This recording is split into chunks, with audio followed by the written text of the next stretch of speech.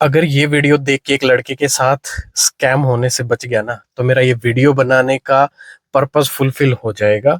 मैं मान लूंगा कि मैंने कुछ वैल्यू एडिशन कर दिया आपकी लाइफ में। तो वीडियो थोड़ी सी लंबी होने वाली है, पूरी वीडियो देख के जाना। इंडियन मैरिज सिस्टम का पूरा स्कैम, पूरा का पूरा गेम समझ में आने वाला है तेरे। बहुत अच्छे से समझाऊंगा। तो हम डिवाइड करते हैं इंडियन पॉपुलेशन को तीन एरियाज के अंदर। एक वाइट पॉपुलेशन, जो कि इस देश के टॉप 5-6% लोग हैं, ठीक है। और उनको कंसिडर कर रहा हूं मैं, जो 2 लाख रुपए महीने के या उससे ज्यादा कमाते हैं। उसके बाद एक कैटेगरी आती है, ब्लैक कैटेगरी, डार्क कैटेगरी जिसको बोल सकते हैं। वो लोग जो 80%, जिनको सरकार राशन पहुंचा रही है, वो 80 करोड़ लोग उसमें।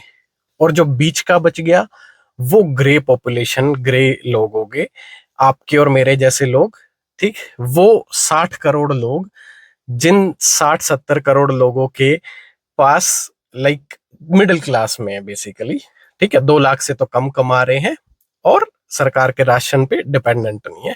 वो लोग जो हाईली टैक्स पेयर्स हैं, हाईली सैलरीड हैं, कुछ भी कंसिडर कर लो।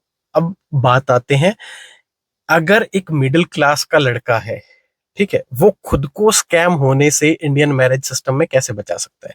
क्योंकि अगर आप मिडिल क्लास हो ना, सिर्फ आपको एक फाइनेंशियल झटका चाहिए उन 80 करोड़ लोगों में शामिल होने के लिए, जहां पे आप अपने राशन के लिए सरकार पे डिपेंडेंट हो जाओगे। और उस झटके के लिए आपकी गलत शादी और एक गलत इंसान का चूज करना, सिर्फ एक यही ऐसा डिसीजन है। अगर आपने सिर्फ ये गलत ले लिया ना, तो आप वहां चले जाओगे, कम से कम 10 से 15 साल पीछे चले जाओगे अपनी जिंदगी में, और वो वक्त वापस लौट के नहीं आएगा, ठीक है।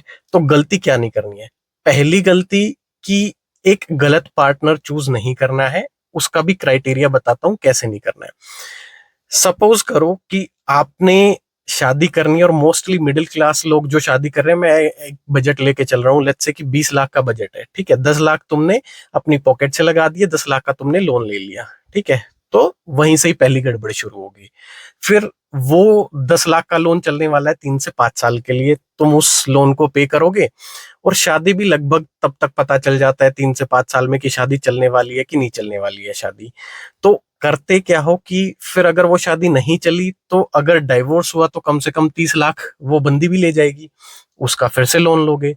और तुम्हारे ऊपर 30 वो, और शादी करते टाइम 10 लिया था, 40 लाख का लोन, और वो पे करते करते कम से कम 60-65 लाख की अमाउंट तुम पे कर दोगे, ठीक है। इसलिए कह रहा हूं कि ये एक गलत डिसीजन हो गया, तो तुम उन 80 करोड़ लोगों में शामिल हो जाओगे, तुम नीचे वाली कैटेगरी में चले जाओगे, और ये गलती नहीं करनी है, ठीक।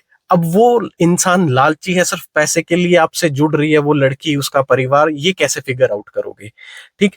उनको ये चीज दिखाओ कि जी, हमारे पास तो इतना ही है, हमारी शादी का बजट 2 लाख है, हम तो 2 लाख के अंदर शादी करेंगे।